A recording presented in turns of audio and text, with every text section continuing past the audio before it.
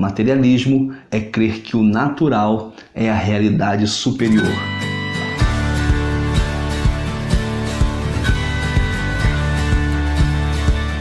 Desde aquele momento, Jesus começou a explicar aos seus discípulos que era necessário que ele fosse para Jerusalém e sofresse muitas coisas nas mãos dos líderes religiosos, dos chefes dos sacerdotes e dos mestres da lei, e fosse morto e ressuscitasse ao terceiro dia.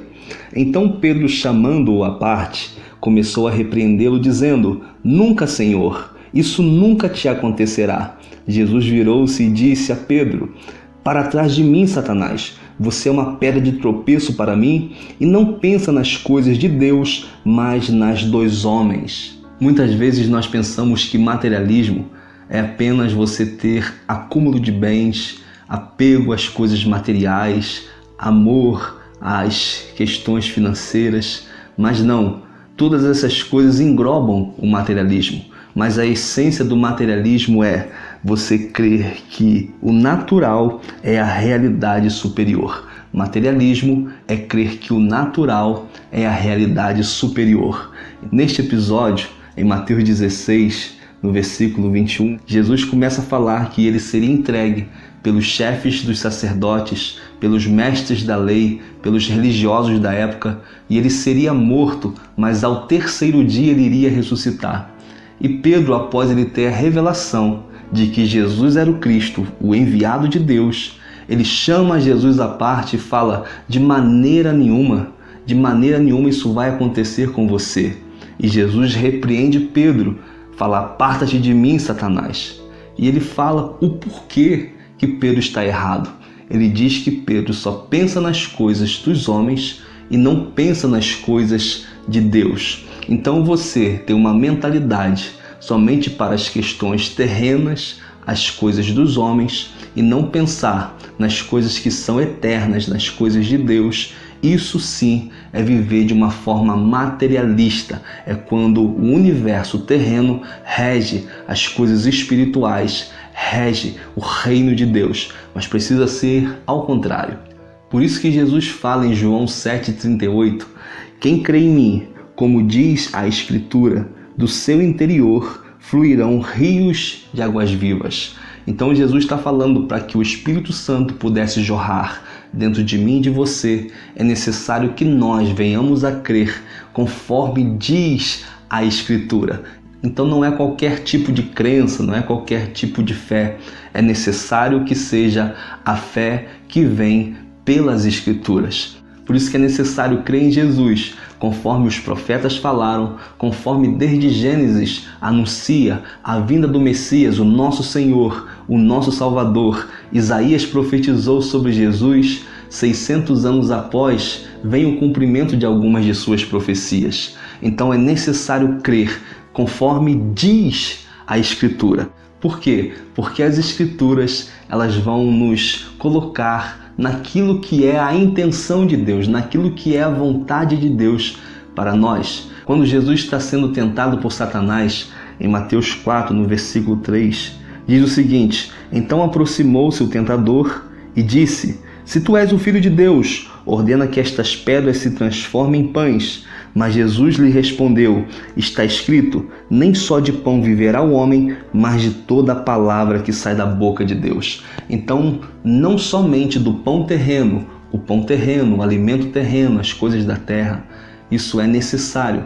Porém, nem só de pão viverá o homem, mas de toda a palavra que sai da boca de Deus. Então, quando Deus fala, ele gera vida, a vida que nos sustenta, porque passarão os céus e a terra, mas as minhas palavras, Jesus disse, elas jamais vão passar. Em 1 Coríntios capítulo 15, no versículo 3 ao 6, diz o seguinte: "Porque primeiro vos entreguei o que também recebi." Aqui é Paulo dizendo: "Cristo morreu pelos nossos pecados segundo as Escrituras." Então está falando que Cristo morreu com um propósito. Qual foi o motivo da morte de Cristo?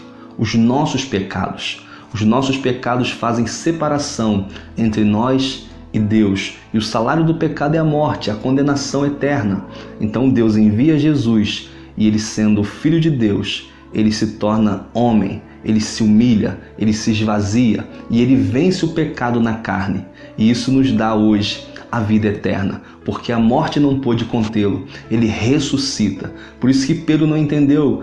Jesus está falando que ele iria morrer, mas iria ressuscitar. E Pedro está pensando como Jesus pode ressuscitar ao terceiro dia, porque ele estava pensando naquele momento somente com os olhares naturais, somente conforme todos os homens naturais pensam, porque as coisas espirituais se discernem espiritualmente e o homem natural não compreende as coisas do Espírito. Então Cristo morreu pelos nossos pecados.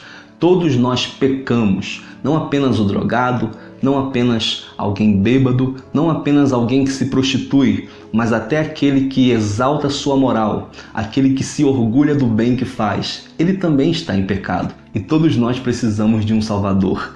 Por isso que aqui continua dizendo, segundo as Escrituras, ele foi sepultado e ressuscitou ao terceiro dia e apareceu a Pedro e todos os apóstolos logo após. Depois apareceu a mais de 500 irmãos de uma só vez e a maior parte deles ainda vive, mas alguns já faleceram. Então Jesus aparece ressuscitado para Pedro, os apóstolos e mais de 500 irmãos. Viram o Cristo, Filho de Deus, ressuscitado. E se Jesus ressuscitou ao terceiro dia, o mesmo Espírito que ressuscitou Jesus está em todo aquele que crê, e também nós seremos ressuscitados juntos com Ele. Por isso que a verdade de Deus, ela sempre vai ser atacada. E eu lembro aqui de uma frase que diz o seguinte, a verdade de Deus sempre vai ser atacada, e não por aquilo que é óbvio ou absolutamente claro que é um erro, mas por aquilo que parece ser verdade. Então a verdade de Deus sempre vai ser atacada, não pelo óbvio, ou por aquilo que é claro que é um erro, mas por aquilo que aparenta ser uma verdade, mas não é. Por isso que existem alguns pensamentos errados, contrários à palavra de Deus, que nós precisamos pensar, que nós precisamos meditar, se é isso que diz as Escrituras, se é isso que a vontade de Deus aponta. Por exemplo, uma frase muito usada pelas pessoas, o inferno é aqui, mas segundo as Escrituras, isso não é uma verdade. Outra frase, morreu, acabou. Morreu, já era. Mas não é verdade. Segundo as Escrituras, morreu, começou. Existe uma vida eterna, seja com Deus ou seja no inferno. Outro engano, todos os caminhos levam a Deus. Isso não é uma verdade. João 14,6, Jesus disse, eu sou o caminho, a verdade e a vida. Ninguém vem ao Pai se não for por mim. Outro engano é a frase, siga o seu coração, enquanto a Bíblia diz que o coração do homem é enganoso. Então seguir o coração é seguir o engano. Nós precisamos ser guiados pela palavra de Deus. Outro engano é a frase, cada um tem a sua verdade, tudo é relativo. Enquanto a Bíblia fala que toda a Escritura ela é inspirada por Deus. Então existe uma verdade absoluta, que é a vontade de Deus para nós. Ele deixa isso expresso através da sua palavra e o Espírito Santo de Deus nos convence a respeito dessa verdade. Por isso, pense nas coisas do alto. Por isso, medite sempre se o que está regendo a nossa vida é o aqui, o agora, são as coisas passageiras. Será que nós estamos vivendo apenas para o final de semana? Será que a sua vida consiste em apenas trabalhar para curtir, ou trabalhar para se embriagar, ou trabalhar para viver uma vida aparentemente feliz? Será que não existe algo a mais, algo além do que isso? Que Deus te abençoe, que Deus nos traga clareza em nome de Jesus.